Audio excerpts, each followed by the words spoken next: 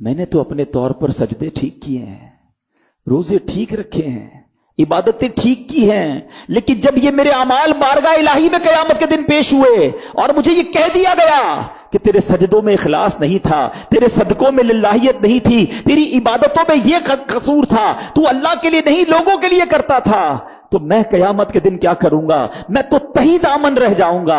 تو اے میرے میٹھے اسلامی بھائیوں, یاد رکھیے ہمیں اعمال بھی کرنے ہیں, وہ اللہ کی رضا کے لیے کرنے ہیں, اور اس کے ساتھ ساتھ کبھی اپنے اعمال پر سیٹسفیکیشن نہیں لانی کہ میں بڑا نیک, میں حاجی, میں نمازی, میں صدقہ کرنے والا. ارے میں کچھ بھی نہیں. اگر اللہ نے عدل کیا, انصاف کیا تو مارا جاؤں گا. مولا یہ جتنے آئے ہیں تیرے انصاف کے نہیں, تیری رحمت کے سوالی بن کر آئے ہیں.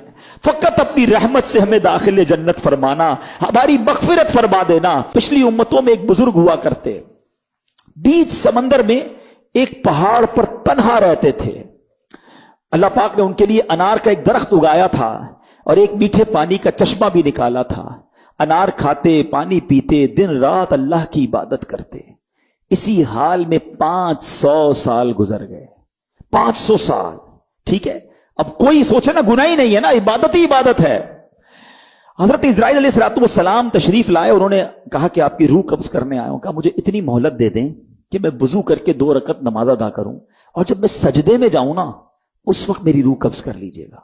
زندگی بھی کیسی گزری. حضرت اسرائیل نے کہا میں تمہارے لیے اتنی مہلت لے کر آیا ہوں. 2 رکعت پڑھی اور آپ نے سجدے میں اس کی روح قبض کر لی. ایسا نیک بندہ اللہ کی بارگاہ میں جب حاضر ہوا, اب ذرا سنیے گا بات.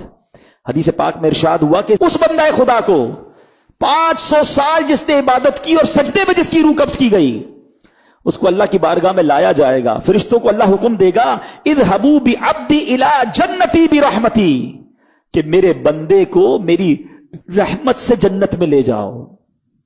وہ بندہ کیا کہے گا؟ اے اللہ میرے عمل رحمت سے کیوں, اتنی نیکیاں, اتنے عمل, مجھے تو میرے عمل کی وجہ سے جنت میں جانا چاہیے. اللہ اکبر. اللہ فرمائے گا اسے واپس لے آؤ. میزان لگایا جائے گا, ترازو لگایا جائے گا, اس کی 500 سال کی عبادتوں کو ایک پلڑے میں رکھا جائے گا, اور اللہ حکم دے گا کہ میری ایک نعمت آنکھ جو ہے نا اس کو دوسرے پلڑے میں رکھ دو. جو نعمت میں نے اس کو آنکھ دی تھی یہ دوسرے پلڑے میں رکھ دو.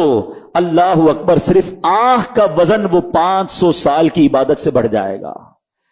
اب ارشاد ہوگا کہ میرے بندے کو میرے عدل سے, پہلے رحمت سے جنت میں جانے کا حکم دیا تھا نا, فرمایا میرے بندے کو میرے جسٹس سے, میری عدل سے اسے جہنم میں لے جاؤ.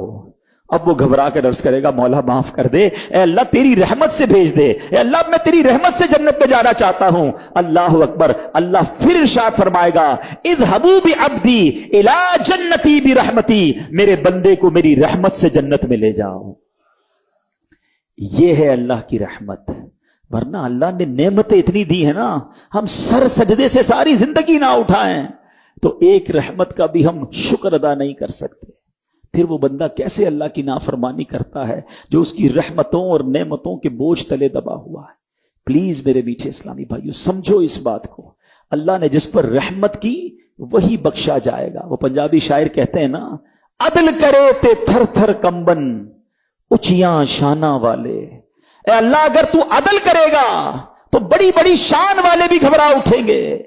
عدل کرے تے تھر تھر کمبن اچیاں شانہ والے, فضل کرے تے بخشے جاسن میں ورگے منہ کالے. اے اللہ فضل کرے گا تو میرے جیسے منہ کالے بخشے جائیں گے.